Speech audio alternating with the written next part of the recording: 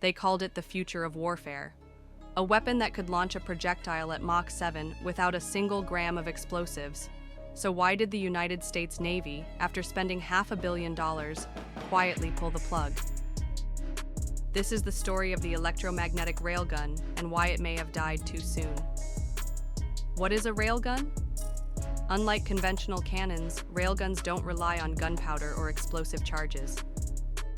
Instead, they use electromagnetic force firing a metal projectile by accelerating it along rails at insane speeds. The result?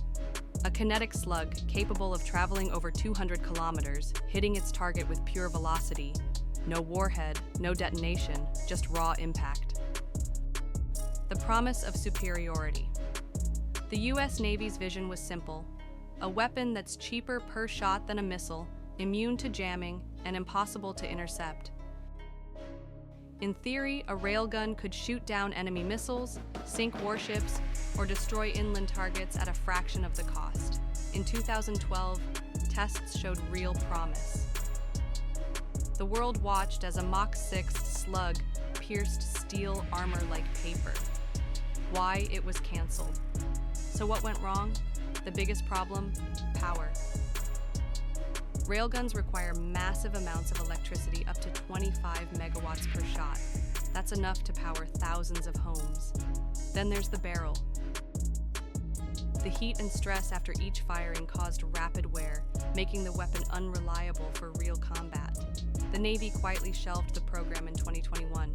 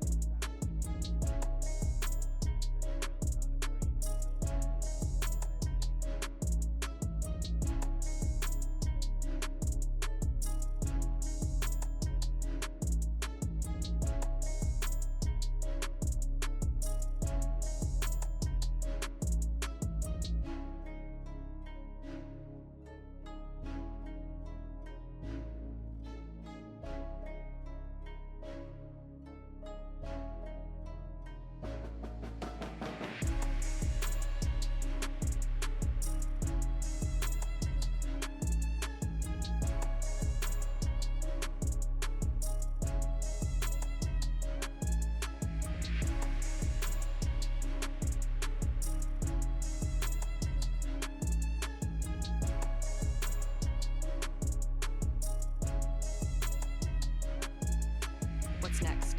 While the US pulled out, other countries didn't. China reportedly tested a railgun on a warship in 2018. Russia and Turkey are rumored to be developing similar weapons. And the US? They're now investing in directed energy weapons like lasers that are more reliable and easier to deploy. Final thoughts.